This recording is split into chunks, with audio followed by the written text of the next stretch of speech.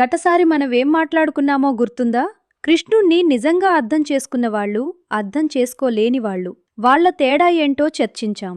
భక్తి ఉంటే మనం ఆయన్ని చూడగలమని. అవునమ్మా, అర్థం చేసుకోకుండా పూజ చేసినా ఏం ఉపయోగం లేదని నాన్న చెప్పారు కదా. అవునవు. ఇప్పుడు కృష్ణుడు ఇంకో పెద్ద విషయం చెప్తున్నాడు. ఆయన ఎక్కడ ఉన్నాడు అని. పూజలో మాత్రమే కాదు, అన్నింటిలోనూ. అన్నింటిలోనా? అంటే మన ఇంట్లో కూడా ఉన్నాడా? అదే మీరా, ఇప్పుడు కృష్ణుడు అర్జునుడికి సరిగ్గా అదే చెప్తున్నాడు. ఆ శ్లోకాలు చదివితే మనకే అర్థమవుతుంది. చూద్దాం. అహం క్రతురహం యజ్ఞ స్వధాహమహమౌషధం మంత్రోహమహమే వాజ్యం అహమగ్నిరహం హుతం. కృష్ణుడు చెప్తున్నాడు, నేనే క్రతువు, నేనే యజ్ఞం, నేనే స్వధ, నేనే మందు, నేనే మంత్రం, నేనేత్రం, నేనే నెయ్యి, నేనే అగ్ని, నేనే హోమం. అంటే పూజలో ఏం చేసినా, మంత్రం చదివినా, అగ్నిలో వేసినా, ఔషధం తీసుకున్నా అన్నింటిలోనూ ఆయనే ఉన్నాడు. అమ్మా, అంటే పూజ చేసేటప్పుడు అగ్నిలో వేసే నెయ్యి కూడా కృష్ణుడేనా? అవును ఆరవ్, అది అర్థం చేసుకోవడమే ముఖ్యం. నెయ్యి వేసే చెయ్యి కాదు, అందులో ఉన్న శక్తి, అదే ఆయన. నాన్నా, అయితే ఔషధం తీసుకున్నప్పుడు కూడా కృష్ణుడే నయం చేస్తున్నాడా? మీరా, అదే కృష్ణుడు చెప్పేది. మందు పనిచేసే శక్తి ఎక్కడ నుండి వస్తుంది? అది ఆయన నుండే. ఇక్కడ కృష్ణుడు చెప్పేది ఏంటంటే, మనం చేసే ప్రతి పని, ప్రతి చర్య ఆయనతో కలిసే ఉంది. కానీ నాన్న, నేను స్కూల్లో పరీక్ష రాసేటప్పుడు కూడా కృష్ణుడు ఉన్నాడా? ఉన్నాడు ఆరవ్. కాని నీ తరఫున పేపర్ రాయడు. నీకు ఆ సామర్థ్యం ఇచ్చింది ఆయనే. ఇప్పుడు ఒక్క విషయం చెప్పు. మీరు డైనింగ్ టేబుల్ సెట్ చేసేటప్పుడు అది కేవలం పని అనిపిస్తుందా, లేదా ఇంట్లో అందరికీ చేస్తున్నాం అనిపిస్తుందా? నేను చేసేటప్పుడు ఇంట్లో అందరికీ చేస్తున్నాను అనిపిస్తుంది నాకు. అదే, ఆ ప్రేమతో చేసే చిన్న పని కూడా పూజే అవుతుంది. ప్రతి పనిలో ఆ ప్రేమ చూడగలిగితే అదే కృష్ణుణ్ణి చూడడం. ఇప్పుడు తర్వాతి శ్లోకం చూద్దాం. కృష్ణుడు ఇంకా లోతుగా చెప్తున్నాడు. పితాహమస్య జగతో మాతా ధాతా పితామహః వేద్యం పవిత్రమోంకార రుక్సామా యజురేవచ. కృష్ణుడు చెప్తున్నాడు, నేనే ఈ జగత్తుకు తండ్రిని, తల్లిని, పెంచేవాడిని, తాతని. నేనే తెలుసుకోవలసినది, నేనే పవిత్రమైనది, నేనే ఓంకారం. ఋగ్వేదం, సామవేదం, యజుర్వేదం అన్నీ నేనే. అమ్మా, కృష్ణుడు తండ్రి కూడా తల్లి కూడా ఇద్దరూ ఒకేసారి ఎలా అవుతాడు? ఆరవ్, ఇక్కడ కృష్ణుడు ఒక శరీరం గురించి మాట్లాడ్డం లేదు. అన్ని రకాల ప్రేమ, తల్లి ప్రేమ, తండ్రి ప్రేమ, తాత ప్రేమ అన్నీ ఆయన నుండే వస్తున్నాయి అని చెప్తున్నాడు. అంటే అమ్మ నన్ను ప్రేమించేటప్పుడు అది కృష్ణుడి ప్రేమ కూడా అయుంటుందా? మీరా, అది చాలా అందమైన ప్రశ్న. అవును, ఆ ప్రేమ ఎక్కడ నుండి వస్తుందో అది ఆయన నుండే. ఓంకారం అంటే ఏంటి నాన్న? అది కూడా కృష్ణుడేనా? ఓం అంటే ఈ విశ్వమంతా ఒక శబ్దంలో చెప్పినట్టు. ప్రతి ప్రార్థన మొదలయ్యే ముందు ఆ శబ్దం వస్తుంది. ఎందుకంటే అది అన్నింటికీ మూలం. కృష్ణుడు చెప్తున్నాడు, ఆ మూలం నేనే అని. మనం ఈ విశ్వంలో ఒంటరిగా లేం, అన్నింటికీ ఒక కేంద్రం ఉంది. అయితే నేను ఒంటరిగా ఉన్నట్టు అనిపించినప్పుడు నిజంగా ఒంటరి కాదా? కాదు మీరా, కృష్ణుడు చెప్పేది అదే. నీకు తల్లి ఉంది, తండ్రి ఉంది, ఇంకా ఆ అన్నింటి వెనుక ఒక పెద్ద ఆసరా ఉంది. ఇప్పుడు చూడండి తర్వాత ఏం జరిగిందో. కృష్ణుడు ఇంకా చెప్తున్నాడు, గతిర్భర్తా ప్రభుః సాక్షి నివాసః శరణం సుహృత్ ప్రభవః ప్రళయః స్థానం నిధానం బీజమవ్యయం. ఇక్కడ కృష్ణుడు చెప్తున్నాడు, నేనే లక్ష్యం, నేనే పోషించేవాడిని, నేనే ప్రభువుని, నేనే సాక్షిని, నేనే నివాసం, నేనే ఆశ్రయం, నేనే నిజమైన స్నేహితుణ్ణి, నేనే సృష్టి, నేనే లయం, నేనే ఆధారం, నేనే విత్తనం, ఎప్పటికీ నశించని. అమ్మా, సాక్షి అంటే ఏంటి? సాక్షి అంటే చూసేవాడు. ఆరవ్, మనం ఏం చేసినా, మంచి చేసినా, తప్పు చేసినా అన్నీ చూస్తున్నాడు. అంటే ఎవరూ చూడకుండా ఏదైనా చేస్తే కూడా కృష్ణుడికి తెలుసా? అవునారవ్, కాని ఇది భయపెట్టడానికి కాదు, ఇది ఒక కంఫర్ట్. ఎవరూ నిన్ను చూడకపోయినా నువ్వు సరిగ్గా చేశావని నీకు తెలుసు, ఆయనకు తెలుసు. అది చాలు. నాన్న, సుహృత్ అంటే స్నేహితుడు కదా? కృష్ణుడు మన ఫ్రెండా? అవును మీరా, ఇది చాలా ముఖ్యమైన మాట.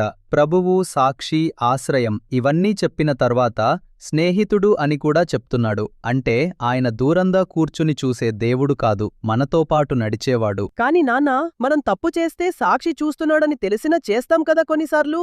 చాలా నిజంగా చెప్పావు. కానీ ఇక్కడ కృష్ణుడు చెప్పేది ఏంటంటే ఆయన సాక్షి అని తెలిసినప్పుడు మనం మనకే నిజాయితీగా ఉండాలని అనిపిస్తుంది.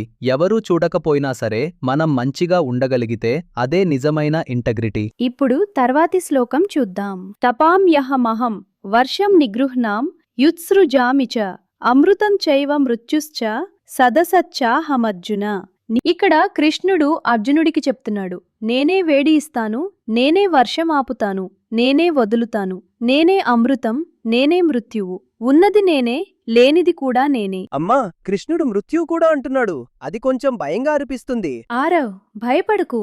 కృష్ణుడు చెప్తున్నది ఏంటంటే ఈ విశ్వంలో జరిగే అన్నీ మొదల నుండి చివరి వరకు ఆయన భాగమే. వర్షం పడటం, ఆగడం రెండూ ఆయనే. నాన్న, వేసవి వెళ్లి వర్షాకాలం వస్తుంది కదా, అది కూడా కృష్ణుడేనా? మీరా, అదే కృష్ణుడు చెప్పేది. ఒక్కో సీజన్ వస్తుంది, వెళ్ళిపోతుంది. వేసవిలో ఎండ, వర్షంలో చల్లగా, చలికాలంలో మరోలా. ప్రతిదీ మారుతుంది, కాని అన్నీ ఒక క్రమంలో జరుగుతున్నాయి. మారడం తప్పు కాదు, అది జీవితంలో భాగం. కానీ నాన్న, మనకిష్టమైన సీజన్ వెళ్ళిపోతే బాధగా అనిపిస్తుంది కదా. అనిపిస్తుంది ఆరవ్, కాని కృష్ణుడు చెప్పేది ఏంటంటే ఆ మార్పులో కూడా అందం ఉంది. వేసవి వెళ్ళాలి కాబట్టే వర్షం వస్తుంది. ప్రతి మార్పు ఒక కొత్త అవకాశం తెస్తుంది. అంతే బాధగా అనిపించినా అది కూడా ఒక భాగమే అని అర్థమైంది నాకు. అవును మీరా, మార్పు అంటే భయపడకుండా దాన్ని అర్థం చేసుకోగలిగితే అదే కృష్ణుడు చెప్పే జ్ఞానం. ఇప్పుడు చూడండి చివరి శ్లోకం ఏం చెప్తుందో. త్రైవిద్యామాం సోమపాహ పూతపాప యజ్ఞైరిష్ట్వా స్వర్గతిం ప్రార్థయంతే తే పుణ్యమాసాద్య సురేంద్రలోక మష్నంతి దివ్యాందివి దేవభోగాన్. కృష్ణుడు చెప్తున్నాడు, వేదాలు చదివిన వాళ్ళు, యజ్ఞాలు చేసిన వాళ్ళు నన్ను పూజించి మంచి లోకాలు కావాలని కోరుకుంటారు. వాళ్ళు పవిత్రమై ఇంద్రలోకానికి వెళ్లి అక్కడి సుఖాలు అనుభవిస్తారు. అమ్మా, అది మంచిది కదా, మంచి పని చేసి మంచి ఫలితం కోరుకోవడం. మంచి ప్రశ్న ఆరవ్. కృష్ణుడు ఇక్కడ ఒక తేరా చెప్తున్నాడు. పూజ చేయడం మంచిదే, కాని అది ఫలితం కోసమే చేస్తే ఆ ఫలితం అయిపోయిన తర్వాత ఏం జరుగుతుందో తర్వాత చెప్తాడు. నాన్న, మనం మంచి పని చేసేటప్పుడు ఏదైనా కావాలని అనిపిస్తే తప్పు కాదు మీరా, కాని కృష్ణుడు చెప్పేది ఏంటంటే ఒక్కసారి ఆలోచించు. నువ్వు నీ ఫ్రెండ్కి హెల్ప్ చేసేటప్పుడు వాళ్ళు నాకు థ్యాంక్స్ చెప్తారు కదా అని చేస్తావా, లేదా వాళ్లకి నిజంగా అవసరం అని చేస్తావా? వాళ్ళకి అవసరం అని చేస్తాను, కానీ కొన్నిసార్లు థ్యాంక్స్ వస్తే బాగుంటుంది అనిపిస్తుంది. అది చాలా నిజంగా చెప్పావు. కానీ కృష్ణుడు చెప్పేది ఏంటంటే మనం పని చేసేటప్పుడు ఆ పని చెయ్యడంలోనే సంతోషం ఉంటే ఆ సంతోషం ఎవరూ తీసుకోలేరు. ఫలితం కోసం చేస్తే ఫలితం రాకపోతే బాధపడతాం. అంటే మంచి పని చేయడంలోనే ఆనందం ఉంటే అది ఎప్పటికీ పోదు అంటావా నాన్నా? అవును ఆరవ్, అదే కృష్ణుడు చెప్పే నిజమైన ఆనందం. ఫలితం కోసం కాదు, పని చెయ్యడం మన ధర్మం కాబట్టి చెయ్యడం, అదే సెల్ఫ్లెస్ యాక్షన్. ఈ 5 శ్లోకాలు అన్నీ కలిపి చూస్తే ఒక పెద్ద చిత్రం కనిపిస్తుంది. కృష్ణుడు అన్నింటిలోనూ ఉన్నాడు, అన్నింటికీ మూలం ఆయనే. మనం చేసే ప్రతి పనిలోనూ ఆయన్ని చూడగలిగితే అప్పుడు ఆ పని పూజ అవుతుంది. నాన్నా, ఈరోజు కృష్ణుడు చాలా లోతుగా చెప్పాడు. అగ్నిలో, మందులో, వర్షంలో, స్నేహంలో అన్నింటిలోనూ ఆయనే ఉన్నాడని. నాకు సుహృత్ అన్న మాట చాలా నచ్చింది. కృష్ణుడు ఫ్రెండ్ అని. మీరా, అది చాలా అందమైన మాట.